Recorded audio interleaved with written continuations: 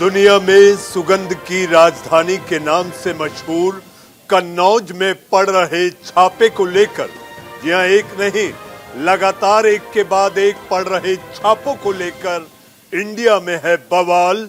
तो मैं लेकर आया हूं इंडिया का सवाल। नमस्कार, मैं हूं मनीष अवस्थी, हाजिर हूं आपका अपना पसंदीदा डिबेट शो इंडिया का सवाल लेकर। इससे पहले कि इंडिया का सवाल पर आगे बढ़े, इस वक्त की बड़ी खबर, मुंबई में पुष्पराज जैन के ठिकानों पर रेड जारी। इस वक्त की बड़ी खबर, मुंबई में पुष्पराज जैन के ठिकानों पर रेड। मुंबई में 14 जगहों पर आईटी की टीम कर रही छापेमारी। 8 कमर्शियल और 6 आवासीय परिसर में चल रही है रेड। अंधेरी, विले पार्ले और मलाड में टीम ने मारा छापा। आपके टीवी स्क्रीन पर पड़ रही रेड की तस्वीरें। इस वक्त की बड़ी खबर, दिल्ली, नोएडा, मुंबई, कानपुर, कन्नौज, लखनऊ, लगातार रेड का सिलसिला जारी है। पुष्पराज जैन यानी कि पम्मी जैन, समाजवादी इत्र के उस विचारक को जिसको अखिलेश यादव ने कहा था कि ये इत्र से समाजवाद की सुगंध फैलेगी, विचार और आदर्श फैलेंगे, लेकिन इसी इत्र को लेकर सियासी दुर्गंध गली गली महक रही है।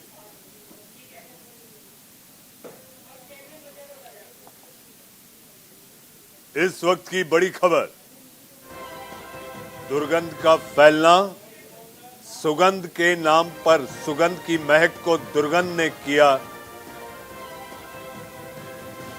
इस पर ताजा जानकारी के लिए हमारे संवाददाता अरुण कौशिक मुंबई से और लखनऊ से हमारे संवाददाता नीरज जानकारी देंगे कि आखिर इस रेड को लेकर क्या सियासी उबाल, बवाल और सियासत के पतीले में कितना है उबाल। अरुण, मुंबई में 8 जगहों पर छापे। जी हाँ, बिल्कुल। आपको बता दें कि आज सुबह से ही मुंबई में करीब 14 ठिकानों पर छापे मारे गए थे। सुबह 8 बजे के आसपास इनकम टैक्स के जो अधिकारी थे वे अलग अलग टीमों के साथ अलग अलग जगह पहुंचे थे। इसके अंदर मलाड, गोरेगांव, अंधेरी, कांजूरमार्ग और विले पार्ले, ये वो ठिकाने थे जहां पर रेड की जानी थी। लेकिन यहाँ गोरेगांव और मलाड का जो एड्रेस उसमें उन्हें दिया गया था, वहाँ वो एड्रेस उन्हें नहीं मिला। तो एक तरह से कहीं ना कहीं शेल कंपनी का शक यहाँ गहराता है इनकम टैक्स के लिए। इसके अलावा जो विले पार्ले में जो रेड हुई, वहाँ 3 कंपनियां थी पुष्पराज जैन की जहाँ रेड की गई। बोटानिक नेचुरल इंडिया लिमिटेड, प्रगति अरोमा और अनुष्ठा एलॉयज। इसके अंदर सुबह 8 बजे जैसे ही ऑफिस खुला, इनकम टैक्स के अधिकारी वहाँ पहुंच गए और अभी तक रेड चल रही है। करीबन 9 घंटे हो चुके हैं, 9 घंटे से सर्च ऑपरेशन चल रहा है अभी तक। इसके अलावा बाकी जो और ठिकाने थे, कांजूर मार्ग और अंधेरी, यहाँ भी छापेमारी चल रही है, सर्च ऑपरेशन चल रहा है। लेकिन 2 ठिकाने वो इनकम टैक्स को नहीं मिले, जो एड्रेस बताए गए थे वो एड्रेस इनकम टैक्स को नहीं मिले। अरुण, एक छोटा सवाल और छोटा जवाब दीजिएगा।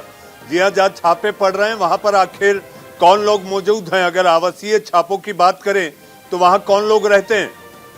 देखिए, आवासीय छापे जहां पड़े हैं वहां इनकम टैक्स के अधिकारी मौजूद हैं, लेकिन अंदर कौन कौन है इसका फिलहाल पता नहीं लग पाया है। लेकिन जो 2 घर हैं उसके अंदर रिलेटिव हैं पुष्पराज जैन के, वो वहां रहते हैं। बाकी जो ऑफिस हैं, ऑफिस के अंदर काफी स्टाफ था उनको डिटेन करके रखा गया था, उनसे भी इंक्वायरी चल रही है। मुनीष जी। अरुण, आप बने रहें और इन छापों पर नजर बनाए रखें और ताजा जानकारी न्यूज इंडिया के दर्शकों के लिए जुटाते रहें। नीरज, लखनऊ में सियासी उबाल है, सियासत के पतीले में उबाल है।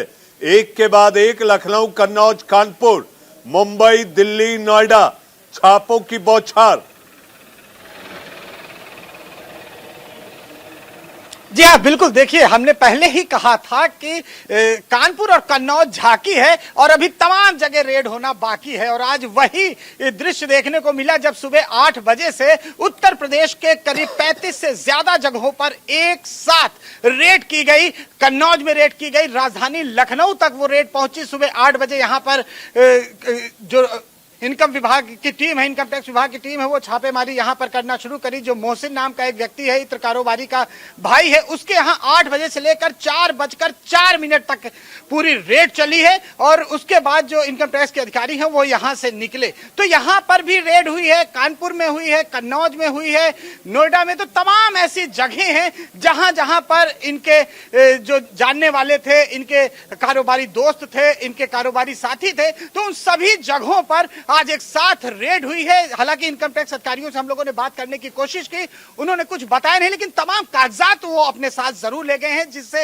ये लिंक डेवलप हो सके कि कहां कहां इत्र के नाम पर जो ब्लैक मनी इकट्ठा की गई है, जो कर चोरी की गई है, वो साबित की जा सके। ये माना जा रहा है कर चोरी का एक बहुत बड़ा नेक्सस ये इत्र कारोबारी चला रहे थे। जी, बहुत बड़ा नेक्सस इत्र कारोबारी चला रहे थे। और जहां तक बात की जाए, जहां से सुगंध आनी चाहिए थी वहां से अब सियासत की दुर्गंध आने लगी है, क्योंकि प्रदेश में चुनाव है। नीरज और अरुण कौशिक, आप दोनों का बहुत बहुत धन्यवाद। आइए बढ़ते हैं अपनी उस रिपोर्ट की ओर। जी हाँ, इससे पहले कि बहस शुरू करें, हम एक रिपोर्ट दिखाते हैं। उत्तर प्रदेश में आज एक बार फिर आयकर विभाग ने छापा मारा, और इसे संयोग कहें या कुछ और, जिस शख्स के घर पर कानपुर में आज रेड पड़ी वो भी समाजवादी पार्टी से जुड़ा हुआ है। समाजवादी पार्टी के एमएलसी पुष्पराज जैन उर्फ पम्मी के घर आयकर की टीम ने छापा मारा, जिसके बाद सियासत और तेज हो गई।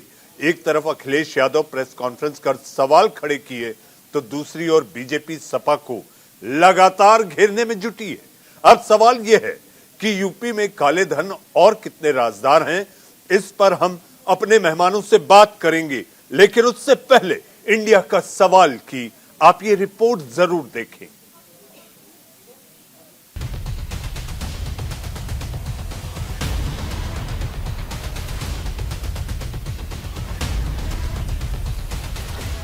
यूपी में चुनाव से ठीक पहले आयकर विभाग की ताबड़तोड़ छापेमारी लगातार जारी है। इत्र कारोबारी पीयूष जैन के आवास पर छापेमारी के बाद समाजवादी पार्टी के एमएलसी पुष्पराज जैन के घर, दफ्तर समेत 50 ठिकानों पर छापा पड़ा है। पुष्पराज जैन का मुंबई में रियल एस्टेट का कारोबार भी है, जिसके चलते उनके यूपी के साथ साथ मुंबई स्थित ठिकानों पर भी छापेमारी जारी है। आयकर विभाग को करीब 100 करोड़ रुपए के बोगस शेयर का पता चला है। हवाला ट्रेडिंग का भी शक है और छापेमारी के दौरान कई दस्तावेज भी बरामद हुए हैं। एक तरफ आयकर विभाग की छापेमारी जारी है, तो दूसरी तरफ छापेमारी पर सियासत भी गर्मा गई है। समाजवादी पार्टी इस छापेमारी से नाराज दिख रही है। सपा सुप्रीमो अखिलेश यादव ने प्रेस कॉन्फ्रेंस कर बीजेपी सरकार को आड़े हाथों लिया। जनता पार्टी समाजवादी लोगों को बदनाम करना चाहती है। जब पीयूष जैन पर छापा मरा और जब सच्चाई सामने आई तो भारतीय जनता पार्टी खुद बदनाम हो गई। अपनी बदनामी बचाने के लिए जानबूझ करके उन्होंने पुष्पराज जैन पर, जो समाजवादी पार्टी के एमएलसी हैं, साथ ही साथ यहाँ पर और बड़े कारोबारी हैं, उनको करने का, छापा मारने का काम किया। ये भारतीय जनता पार्टी के लोग छापा नहीं, इत्र को बदनाम कर रहे हैं। अखिलेश ने बीजेपी पर निशाना साधा तो गृह मंत्री अमित शाह ने रैली से हुंकार भरी। सपा पर वार करते हुए एक बार फिर सवाल पूछा कि ये 250 करोड़ किसके हैं? बुआ बबुआ यूपी को आगे ले जा सकते हैं क्या? उनके राज में तो ठेले भर भर कर कैश के नोटों की गड्डियां मिल रही है, गड्डियां मिल रही है। इस समाजवादी इत्र की दुर्गंध पूरे यूपी में फैल। आज जब रेडें डल रही है, उनके पेट में उबाल हो रहा है, उबाल हो रहा है। जेसीबी से उनकी दीवारों को तोड़ करके पैसा निकाला जा रहा है।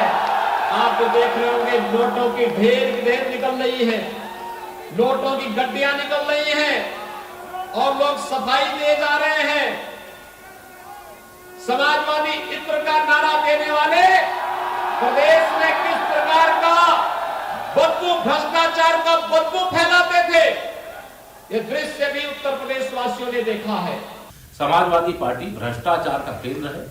समाजवादी पार्टी गुंडागर्दी, अपराधी, माफियागिरी का एक बड़ा सेंटर बनकर के उभरना चाहती है। समाजवादी पार्टी को यह पता चल जाना चाहिए कि अब न तो गुंडागर्दी रहेगी, न अपराध और माफियागिरी रहेगी और न इस प्रकार के भ्रष्टाचार के लिए कोई देश में स्थान है। छापे पर छापे पड़ रहे हैं, लेकिन छापे में मिल रहा धन किसका है, इसका जवाब अब तक नदारद है। देश में काले धन के कितने और राजदार छिपे बैठे हैं, इसका जवाब अब तक नदारद है।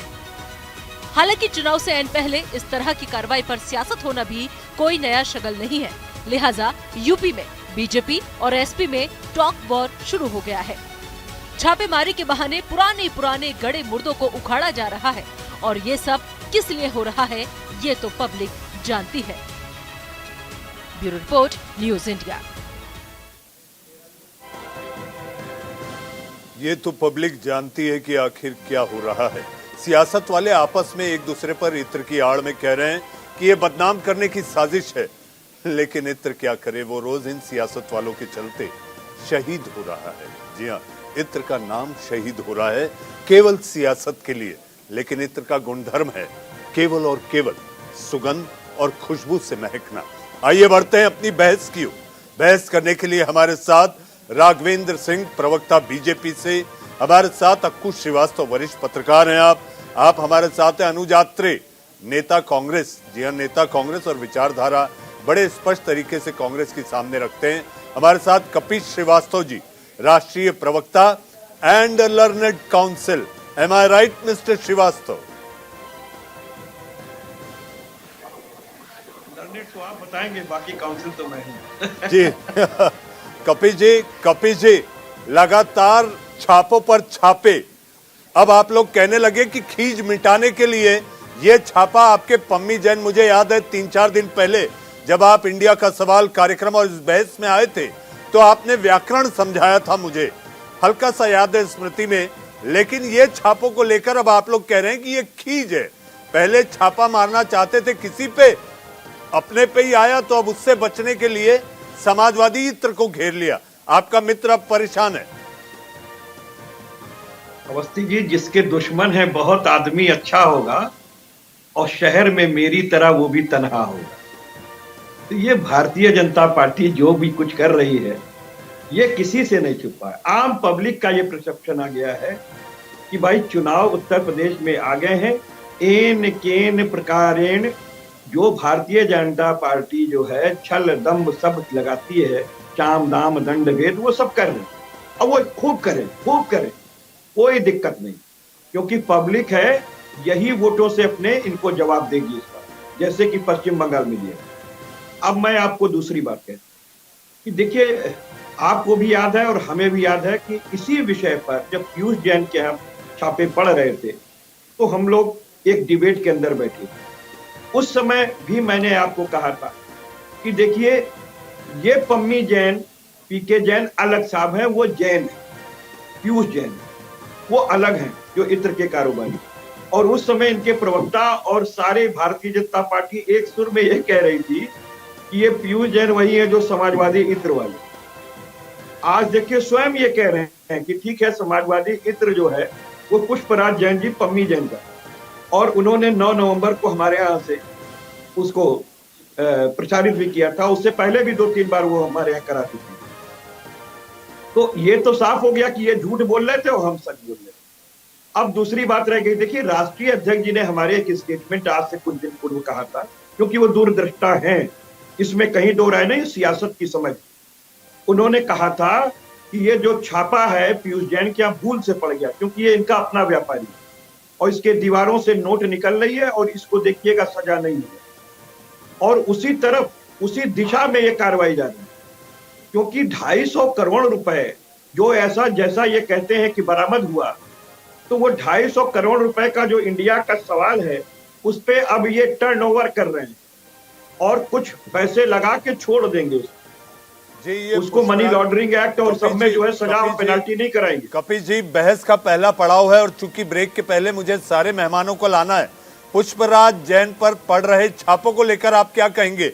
मुंबई, दिल्ली, नोएडा, कानपुर, कन्नौज, लखनऊ, सियासत है। हम पहले ही कह चुके थे, पढ़ना हमारे यहाँ था, पड़ गया इनके अपने व्यापारी के यहाँ। हमें कोई तकलीफ नहीं है, पब्लिक है, सब जानती है। जी, पब्लिक है, सब जानती है। और इसका नतीजा जब नतीजे आएंगे तब साफ हो जाएगा। जी राघवेंद्र जी, सुगंध से दुर्गंध आ रही है। योगी जी हो, अमित शाह जी हो, मोदी जी लगातार सुगंध से दुर्गंध की बात कर रहे हैं। कन्नौज सारी दुनिया में सुगंध की राजधानी है, ऐसे में इत्र बेचारा बदनाम हो रहा है। देखिए, इत्र ना कभी बदनाम हुआ है ना कभी बदनाम होगा। इसमें सुगंध है वो हमेशा महकता रहे, लेकिन चिंता वो करे जो इत्र के रूप में समाज में महक फैला रहे हैं, प्रदूषण फैला रहे हैं। याद करिए, जब पहले दिन छापा पड़ा था तो समाजवादी पार्टी के मुखिया का बयान आया था, चुन चुन के हमारे लोगों का छापा डाला जा रहा। उसका तुरंत बाद बयान आ गया, क्या ये समय है छापा डालने का? उसको देख करके आज तक समाजवादी पार्टी के मुखिया ने आज पत्रकार वार्ता भी की है। भाई, मेरी ये समझ में नहीं आ रहा है, इनकम टैक्स विभाग अपना काम कर रहा है, ईडी अपना काम कर रही है, पुलिस विभाग अपना काम कर रहा है, सरकार अपना काम कर रही है, तो समाजवादी पार्टी के नेता के पेट में दर्द क्यों हो रहा है? सीधा सीधा है, इसमें कहीं ना कहीं कुछ लोच है, दाल में कहीं कुछ काला है। देखिए, भारतीय जनता पार्टी की सरकार चाहे कोई भी अपराधी हो, चाहे जितना पैसा वाले हो, चाहे जितना ताकतवर हो, उसको छोड़ने वाली नहीं है। ये लोग कह रहे वो भारतीय जनता पार्टी का है, इन्हें तो खुश होना चाहिए। अगर भारतीय जनता पार्टी का हो तो इनके चेहरे पर धुआं क्यों उड़ा हुआ है? अगर भारतीय जनता पार्टी का है, मैं तो कहता हूँ चलिए भारतीय जनता पार्टी का है, अगर वो अपराधी है हम लोग उसको भी नहीं छोड़ते हैं। भाई, वास्तविकता ये है कहीं ना कहीं दाल में काला जरूर है, इसलिए अखिलेश यादव को रोज राघवेंद्र जी, ब्रेक के बाद उस दूसरे पड़ाव में मैं आऊंगा और कपिल श्रीवास्तव जी से आपकी बात भी कराऊंगा। जी ऑन फ्रेम हम बात करेंगे, लेकिन अक्कू श्रीवास्तव वरिष्ठ पत्रकार संपादक हमारे साथ है। अक्कू जी, बात आ रही है, सियासत वाले कह रहे हैं किसके पेट में दर्द, किसकी दाढ़ी में तिनका। अक्कू जी, आप तो लगातार 3 दशक से ज्यादा पत्रकारिता में रहे हैं। चुनाव के दौरान इस तरह के छापे और मिलना इतनी बड़ी नकदी, आपको नहीं लगता चुनाव में काले धन का बेशुमार इस्तेमाल होने वाला था और होता है? अक्कू जी,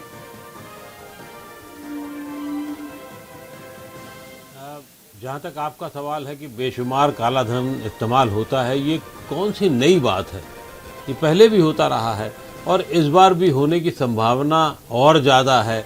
तो काला धन चुनाव में ही सबसे ज़्यादा जाता है। एक किसी काले धनिये आदमी का जो पैसा होता है वो सफ़ेद में बदलता है और कभी कभी उसकी किस्मत चमक जाती है, तो वो कभी विधान परिषद का सदस्य, कभी राज्यसभा का सदस्य, और बहुत थोड़ा और ज़्यादा तिगड़मी हुआ तो विधानसभा का भी सदस्य बन जाता है या लोकसभा का सदस्य बन जाता है। तो ये काले धन का खेल ये लोग करते रहते हैं और इनका ये काम ही रहा है।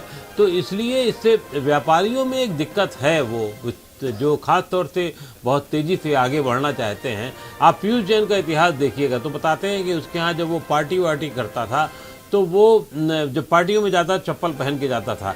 पुष्पराज जैन के भी काले सफ़ेद धन का ही अगर हिसाब ब्लैक एंड वाइट का भी देखें तो 37 करोड़ से ज़्यादा का उन्होंने धन दिखाया है। 2-4 करोड़ मान लो पार्टी फंड में चला भी गया होगा तो क्या फ़र्क पड़ता है, उससे कोई बहुत बड़ी बात नहीं है। वो तो 2-4 करोड़ के आगे जीरो लगे या 37 करोड़ के आगे कितने जीरो लगे, ये एक अलग सवाल है। लेकिन काला धन खूब इस्तेमाल होता है, वो चाहे पीयूष जैन के माध्यम से हो, चाहे पुष्पराज जैन के माध्यम से हो, या जिसे आप पम्मी जैन कहते हैं उसके माध्यम से हो। तो काला धन का जहाँ तक मामला है, काला धन बेशुमार खर्च होता है। सत्ता दल, धारी दल और विपक्ष दोनों ही करते हैं और दोनों ही ऐसी आसामी ढूंढते रहते हैं कि किसके पास ज़्यादा बड़ा काला धन है और वो आकर के आपको सपोर्ट करे। कभी कभी वैसे मैं अखिलेश यादव की सराहना करना चाहूँगा कि वो बड़े प्यार से कहते हैं कि हाँ, पुष्पराज जैन हमारे पार्षद हैं, विधान पार्षद हैं, तो अच्छी बात है, वो एक ऐसे लोगों को आगे बढ़ा रहे हैं। लेकिन जो भी पार्टी अगर ऐसे लोगों को आगे बढ़ाती है तो उससे संदेश क्या जाता है, और संदेश जाने के अलावा भी अब सवाल ये नहीं है, सवाल ये है कि ऐसे लोग कितने राजनीति में भरे हैं जो इनके यहाँ दीवारों में पैसा जमा है, तकियों में पैसा रखा है और बाथरूम में सोना जमा है। तो ये सब जनता देख रही है और उसको भी मुझे तो लगता है कि वो इस पर गुस्सा नहीं उतार रही है, वो मज़ा ले रही है, क्योंकि गुस्सा उतारने वाली जनता अब शायद मुझे नज़र नहीं आती है। आखू जी मजा ले रही है, आपने जिक्र किया, सजा किसे देगी?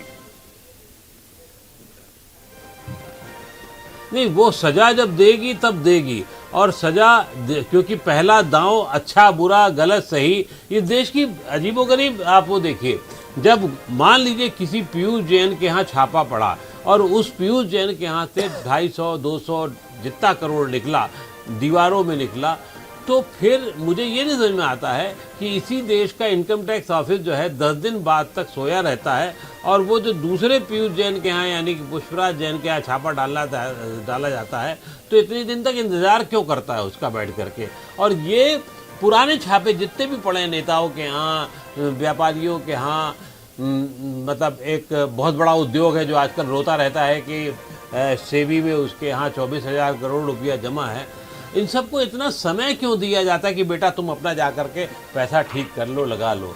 ये हमारे जो महकमे हैं उनकी नाकामी है। और मैं इस पे आज अगर पुष्पराज जैन के यहाँ छापा डाला जा रहा है या पीयूष जैन के यहाँ भी डाला गया था, तो उस समय लगातार ऐसे लोगों के यहाँ छापे डालने थे ना।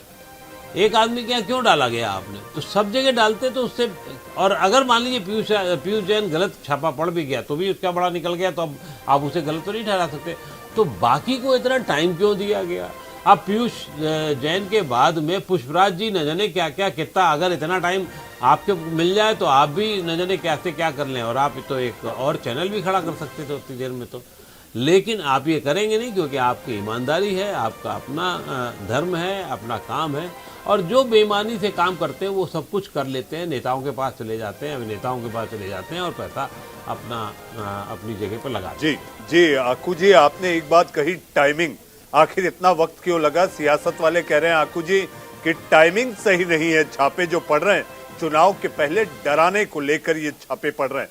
इससे पहले कि हम अपनी बहस की ओर आगे बढ़े, इस वक्त की बड़ी खबर, यूपी में हो रही रेड पर वित्त मंत्री निर्मला सीतारमण का बयान, जानकारी पर एजेंसियां कर रही छापेमारी। वित्त मंत्री छापे से अखिलेश आखिर क्यों बौखलाए हैं? निर्मला सीतारमण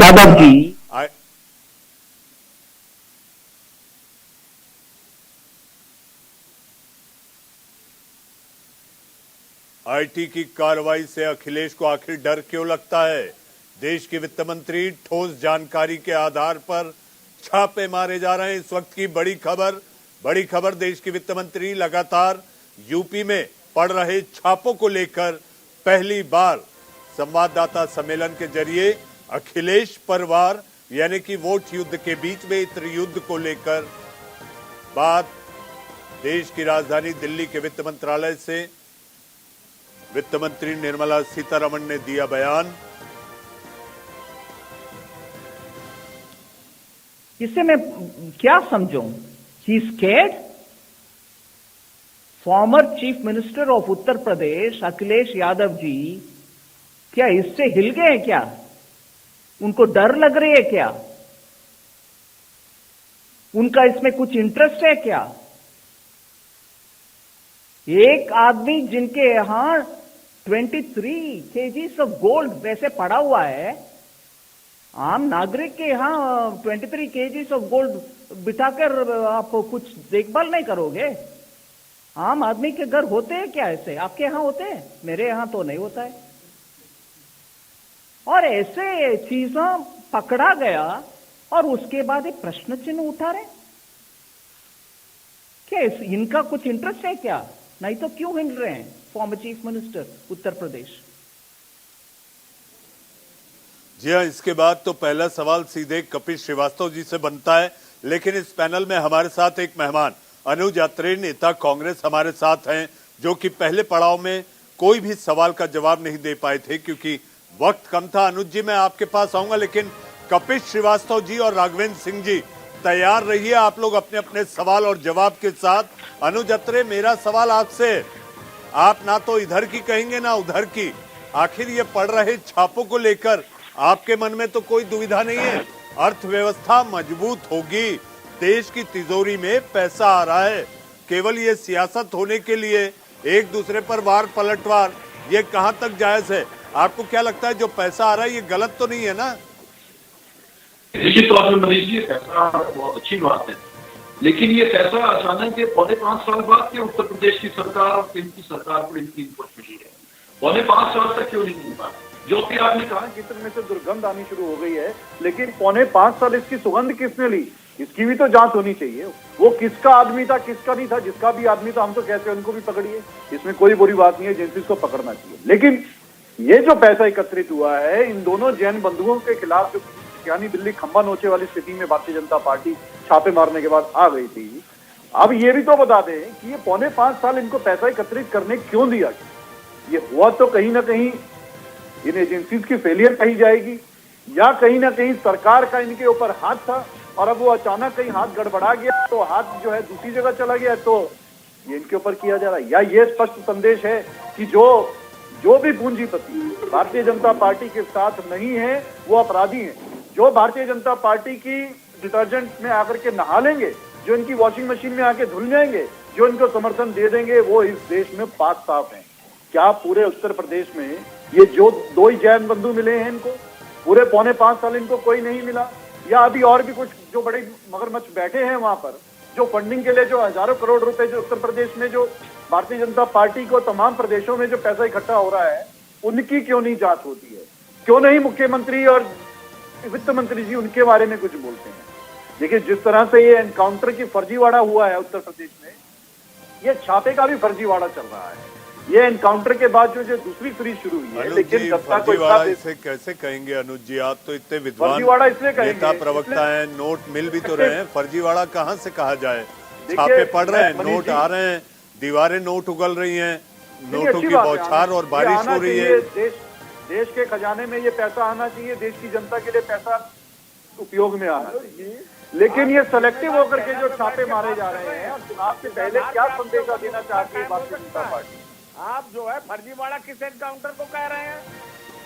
आप फर्जीवाड़ा किस एनकाउंटर को कह रहे हैं? मैं आपको बताता हूं। मेरी बात, अरे सुनाइए मत। आप जिम्मेदार चैनल में बैठे हुए बिना तथ्य और तर्कों के बात मत किया करिए, बिना साक्ष्यों के बात मत किया करिए, जो मर्जी हो मुंह उठा के बोल दिया। ये कोई तरीका होता है? सुन लीजिए, क्या फर्जीवाड़ा कह रहे हैं? फर्जीवाड़ा किस आधार पे कह रहे हैं बताइए? फर्जीवाड़ा किस आधार पे कह रहे हैं? चिकन चिल्ली से नहीं होगा, मैं जवाब देता हूँ। आप बताइए फर्जीवाड़ा किस आधार पे कह रहे हैं, ये बताइए। जिम्मेदारी बात कही, आपका प्रश्न आ गया। आप किस एनकाउंटर पे फर्जीवाड़ा कह रहे हैं बताइए? प्रश्न आ गया, जवाब सुनिए। प्रश्न आ गया, जवाब सुनिए। एनएचआरसी ने उत्तर प्रदेश सरकार को फटकार लगाई है फर्जी एनकाउंटर के लिए, और आपकी सरकार ने 25 फर्जी एनकाउंटरों के ऊपर 2-2 करोड़ रुपए उनके परिवार वालों को पैसा दिया है मुआवजे के नाम पे कि हाँ हमसे गलती हुई है, फर्जी एनकाउंटर हुए। ये फर्जीवाड़ा एनकाउंटरों के नाम पे किया, ये तो वो है जो पकड़ में आ गया। भाई क्यों झूठ बोल रहे हैं आप? कौन सा एनकाउंटर फर्जी हुआ? पढ़ लिख के आइए, करें जरा, देखिए एनएचआरसी को, नेशनल ह्यूमन राइट कमीशन ने देख लिया। अनुज जी राघवेंद्र जी, मेरा मकसद आज की इस बहस में आप दोनों के बीच में एनकाउंटर करवाना नहीं है, क्योंकि हमारा मुद्दा इत्र को लेकर है। तो मैं आप लोगों से आग्रह करूंगा कि कोई ऐसे मुद्दे को बीच में न लाएं जिससे कि इंडिया का सवाल जिस मुद्दे के साथ आगे बढ़ रहा है वो भटक जाए। अनुज जी, आता हूं आपके पास, क्योंकि वित्त मंत्री ने सीधे तौर पर समाजवादी पार्टी सुप्रीमो उनका नाम लेकर कहा है कि आखिर क्या इंटरेस्ट है। कपिल श्रीवास्तव जी, वित्त मंत्री देश की, कह रही हैं कि अखिलेश यादव हिल गए हैं। क्या इंटरेस्ट है आपका कि आखिर इत्र कारोबारियों पर छापे पड़ रहे हैं और बेचैन आप लोग हो रहे हैं? जैन पर छापे पड़ रहे हैं, चैन उन्हें नहीं है, बेचैन आप लोग हैं। कपिल श्रीवास्तव, राघवेंद्र सिंह जी को एक साथ फ्रेम में लाया जाए। मनीष भाई, जिस देश के प्रधानमंत्री, गृह मंत्री, वित्त मंत्री अपना काम छोड़ करके और बौखलाहट में फार्मर चीफ मिनिस्टर के पीछे पड़ जाए, तो ये बड़ी बात है। ये बताता है बौखलाहट, और बौखलाहट किस कदर है कि इन्हें शर्म नाम की कोई चीज नहीं। मैं इसलिए कह रहा हूं, आज तक समाजवादी इत्र लॉन्च करने वाले बताते थे पीयूष जैन को, और आज सबके सामने आ गया कि जो समाजवादी इत्र लॉन्च किए थे वो पुष्पराज जैन थे। और हम पहले कह चुके थे कि छापा इन पर पड़ना था, इन्होंने अपने मित्र पर छापा मार दिया। पुष्पराज जैन और आपके सामने है, बताइए कि टर्न ओवर में बेचारे चले गए, अब उन पर कोई कार्रवाई नहीं होगी। और आधी पेटी तो इन्होंने जो नोटबंदी के दौरान 7 सितारा अपना कार्यालय बनाया दिल्ली के अंदर, उसके तहखाने में भिजवा दिए हैं 3 बक्सा। आज ये बताइए अखिलेश जी, उनके पत्रकार हवाला कारोबारी है ये पीयूष, और ये इनका पैसा है। जो भी योगी जी कह रहे थे और मोदी जी छापे पड़ रहे हैं, बक्सा भर भर के पैसे निकल रहे हैं। वो बक्सा भर भर के पैसे में 3 बक्सा स्टेट बैंक में गया और 3 बक्सा भारतीय जनता पार्टी के नोटबंदी के दौरान 4200 करोड़ रुपए के बने हुए कार्यालय के तहखाने में चला गया। गलत कर रहे हैं और उस पर कोई ध्यान नहीं है। अडानी के मुद्रा कोष पे 9000 करोड़ की हेरोइन मिलती है और उस पर योगी जी, प्रधानमंत्री जी, सीतारमण जी और क्या बोलते हैं गृह मंत्री जी हमारे कोई बात नहीं करते कि ये अडानी 9000 करोड़ रुपए का हेरोइन मादक द्रव्य तुम्हारे कोष पे उतरता है। तुम भारत के युवाओं के खून में नशा घोल रहे हो। तुमको हम क्यों ना एनडीपीएस में चला। कमाल करते हैं कपिल जी भाई। एक सेकेंड कपिल श्रीवास्तव जी, राघवेंद्र सिंह जी, इस वक्त आपके टेलीविजन स्क्रीन पर पुष्पराज जैन के घर की सीधी तस्वीरें जहां छापे जारी हैं। इस वक्त आपके टीवी स्क्रीन पर ये ताजा तस्वीरें कन्नौज से आयकर अधिकारी लगातार जिस तरह से छापामार कार्रवाई जारी है, छापे जारी हैं। ये देखिए आप, आयकर अधिकारी पुष्पराज जैन के घर से बाहर निकलते हुए छापे की कार्रवाई अभी भी अंदर जारी होने की जानकारी आ रही है। आपके टीवी स्क्रीन पर पुष्पराज जैन के कन्नौज निवास की ये सीधी तस्वीर न्यूज इंडिया पर। आपके टीवी स्क्रीन पर आयकर अधिकारी पुष्पराज जैन के यहां छापामार, आपके टीवी स्क्रीन पर ये ताजा तस्वीरों के साथ आगे बढ़ते हैं फिर एक बार अपने मेहमानों की ओर। मेहमान हमारे साथ राघवेंद्र सिंह जी, अनुज अत्रे और कपिल श्रीवास्तव जी। कपिल जी और राघवेंद्र जी, आप अपनी बात, सवाल जवाब पूरा करें। लोकतांत्रिक तरीके से इंडिया का सवाल होता है और मैं बार बार कहता हूं, ना काहू से दोस्ती ना काहू से बैर, हम तो मांगे केवल इंडिया की खैर। मनी भाई, चूंकि आरोप हम पर लगा है और इनके तोता मैना राय अपना काम कर रहे हैं, मैं तो इसलिए तोता मैना इनको कह रहा हूं कि ये सुप्रीम कोर्ट ने कहा। अरे आरोप आपने स्वीकार किया है, कहाँ आप पे आरोप लगा भाई? अरे कपिल जी, कपिल जी आपने खुद कहा था, अखिलेश जी का पहले दिन बयान आया था भाई को कह रहे थे कौन सा ब्रांड। अरे फ्रॉड यही है कि पीयूष जैन को आप पम्मी जैन को पीयूष जैन बता करके छापा मरवा रहे थे। इससे बड़ा फ्रॉड क्या होगा? और सारा माल हड़प लिए। 3 बक्सा स्टेट बैंक में और 3 बक्सा 4200 करोड़ के बने हुए 7 सितारा में आपके कार्यालय दिल्ली में रखा है। और जो 20 लाख ईवीएम गायब है उस पर कोई छापा नहीं है। तहखाना खोलवाइए, अपना तहखाना खोलवाइए। और मैं दूसरी बात कह रहा हूँ, नोटबंदी के दौरान लोग नोटों के लिए तरस रहे थे और भारतीय जनता पार्टी 4200 करोड़ का 20 एकड़ में 7 सितारा अपना महल बनवा रही थी, कार्यालय बनवा रही थी, स्विमिंग पूल बनवा रही थी, गोल्फ ग्राउंड बनवा रही थी। आप देखिए 200 जगहों पर प्रदेश कार्यालय बनवा रही थी, 300 जगहों पर, सुनिए 300 जगहों पर क्षेत्रीय कार्यालय बनवा रही थी, 200 जगहों पे जिला कार्यालय बनवा रही थी। नोटबंदी से। और हमें बताइए, जो नोटबंदी के दौरान आपके अमित शाह के रिश्तेदार महेश शाह के यहाँ से 13,868 करोड़ रुपया नया नकदी कर बरामद हुआ था, जिसको आपने पुलिस की ड्रेस पहना करके उसके घर पे चोया था। उसका क्या हुआ? वो 13,868 करोड़ रुपए कहाँ है? और जो जेटली साहब के बगल में घर था, अडवाणी साहब एडवोकेट का, जिनके 10,000 करोड़ के नए नोट मिले थे, उन 10,000 करोड़ के नए नोट का क्या हुआ? ये भारतीय जनता पार्टी को बताना पड़ेगा। ये पब्लिक डोमेन में सारी चीज मीडिया के माध्यम से आई थी, तो आपके ऊपर ये जनता का सवाल है, आपके ऊपर ये इंडिया का सवाल है कि आप 18,000 करोड़ रुपए लेके कहां चले गए। और ये बताइए वो 18,000 करोड़ का इस्तेमाल आपने कहां किया है, ये आपसे जनता का प्रश्न है, आपको जवाब देना पड़ेगा। जी कपिल जी थोड़ा मैंने आपके हाथ में मेरी बात का जवाब नहीं दिया। जी राघवेंद्र जी आप जवाब दे दीजिएगा। कपिल जी आप थोड़ा आराम कर ले, मैंने आपके हाथ में करारी चाय का कप देखा था, तो आप चाय की चुस्की लीजिए, राघवेंद्र जी को सुनते हैं। राघवेंद्र जी अपनी बात करें। और आपने तो एक और सवाल उठाया है, बीजेपी का सवाल है कि आखिर अखिलेश यादव कन्नौज जाकर संवाददाता सम्मेलन क्यों करते हैं? क्या मित्र यही है, समाजवादी के मित्र के इत्र ने पार्टी का चित्र बदल दिया? ये सवाल भी आप लोग उठा रहे हैं राघवेंद्र जी। नहीं, अरे वो व्यवहारिक बात है भाई। पहले दिन जिस व्यक्ति ने स्वीकार किया था कि हमारे यहाँ चुन चुन के छापे पड़ रहे हैं, हमारे लोगों का चुन चुन को टारगेट किया जा रहा है। अरे भाई तो राजीव राय हमारे ही थे।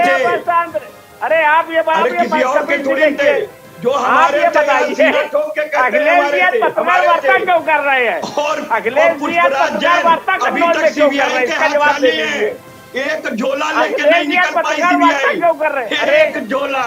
अरे समाजवादी इत्र हम आपको भी भेंट कर देंगे, आकर पार्टी को भी भेंट कर देंगे, क्योंकि दुर्गंध कैसे दूर होनी चाहिए और समाजवादी इत्र फैलना चाहिए। हो चुका है, समाजवादी इत्र फैलाइए और भाजपा का कीचड़ का दुर्गंध जो है दूर करना पड़ेगा। काला नहीं है, पूरी दाल काली है। इसी पैसे से आप लोग चुनाव लड़ना चाहते थे ना, क्यों कपिल जी? पूरी दाल काली है, समाज में समझ में आ गया है। आज अखिलेश यादव कन्नौज में पत्रकार वार्ता क्यों कर रहे हैं, ये बता दीजिए। अत्याचार ये कह रहे हैं और ये कपिल कितने जी अच्छे आपकी पत्रकार वार्ता क्यों हो रही है कन्नौज में? वो कॉलोनियम के थे जिन्होंने कहा था कपिल कि जी एक बात का जवाब दे दीजिए बस। आज अखिलेश जी कन्नौज में प्रेस क्यों कर रहे हैं? कपिल जी अब तो आपत्ति लर्नेड काउंसिल संवैधानिक संस्थाओं का जो आप learned council Kapil Srivastava ji, learned council Kapil Srivastava ji, अब तो आपके प्रेस कॉन्फ्रेंस करने को लेकर भी कि आप लोग कहा कर रहे हैं, इसको लेकर भी आपत्ति है, इसका जवाब दीजिए कपिल जी। अनुज जी आ रहा हूं आपके पास। देखिए नहीं, मेरी अब ये हमें उत्तर प्रदेश में कन्नौज भी नहीं जाने देंगे। प्रेस वार्ता क्या गैर संवैधानिक है या क्या गैर विधिक है या कोई गैर विधिक जाकर के कर रहा है? अरे कन्नौज से हमारी डिम्पल भाभी सांसद रही हैं और वो सेकंड नंबर पे आपके यहाँ से आई हैं फर्जी मतदान के बाद। मैं तो कह रहा हूँ कि आपका सांसद गलत पीके जैन बता दिया और अपनी लड़की के उनके निजी सचिव पैसा लेते हुए पकड़े गए, लेकिन उन अर्चना पांडे पे कोई कार्रवाई नहीं हुई। तो असली तो जिम्मेदार आपके सतरत पाठक उन पे कार्रवाई करो कि गलत आदमी को बता के आपके मित्र के यहाँ से दीवार तोड़वा के पैसा निकलवा दिए जो आपके यहाँ काम आने वाला था। आप चुनाव में जिसको लेने वाले थे 3 बक्सा तो आपने हड़प लिया ले जाकर के अपने बीजे कर वाले में, और 3 बक्सा केवल आपने भिजवाया है स्टेट बैंक के अंदर। 3 बक्सा कहाँ चला गया? 6 बक्सा नोट गया था, 3 बक्सा कहाँ चला गया ये आपको बताना पड़ेगा। और आपको बताना पड़ेगा कि विदेश का मोहर लगा हुआ सोना कहाँ से आया था। मोदी जी अपने प्लेन में लाए थे कि पाटिल साहब अपने प्लेन में लाए थे कि जैन साहब अपने प्लेन में लाए थे, ये आपको बताना पड़ेगा। क्योंकि आपने बताया नहीं कि महेश जैन के यहाँ 13,000 करोड़ रुपया कहाँ चला गया जो अमित शाह के रिश्तेदार है, और वो आडवाणी साहब के 10,000 करोड़ जो एडवोकेट थे जेटली साहब के बगल में रहते थे वो पैसा कहाँ चला गया, आप बताने के लिए तैयार नहीं। आप 1300 करोड़ रुपए जो जहर घोलने के लिए युवाओं के नसों में आपने मुद्रा पोर्ट अदानी के ये हीरोइन बर्बाद कराई थी, वो हीरोइन का क्या हुआ? और वो मुद्रा पोर्ट वाले मालिक का क्या हुआ जिनका अचानक संपत्ति 7 वर्ष में 45 गुना हो गई? आप बताइए ये देश की कौन सी झप्पी टप्पी पप्पी चल रही है, ये आपको बताना पड़ेगा, लेकिन आप बताने के लिए तैयार नहीं है। मैं तो पूछ रहा हूँ, ये इंडिया का सवाल है, आपको जवाब देना चाहिए कि जो मेरे आरोप है उस पर आपका क्या जवाब है? जी राघवेंद्र जी, तो फिर मैं अनुज यात्रे के पास जाऊं, जवाब दे दें आप। अब इतना उन लोग गिना दिया है हमारे कपिल जी ने, ये बताइए हर विभाग अपना काम कर रहा है, पूरी ईमानदारी से काम कर रहा है। पुलिस महकमा अपना काम कर रही है, ईडी अपना काम कर रही है, और सब मुकदमे चल रहे होंगे। जो नाम मिलाए हैं लोग अपराधी, अब आप न्यायालय को भी आप उसमें बीच में घसीट रहे हैं, ऐसा मत करिए। आप एक बात का जवाब दे दीजिए, आज जो है भ्रष्ट उद्योगपतियों के यहाँ जिनके यहाँ अरबों खरबों की संपत्ति निकल रही है, उसमें सोना चांदी निकला है, उसमें अखिलेश यादव पत्रकार वार्ता करके उनके पक्ष में क्यों खड़े हैं? आप इसका जवाब नहीं दे रहे। अरे समाजवादी लोग हैं, समाजवादी पार्टी के लोग हैं, समाजवादी नहीं।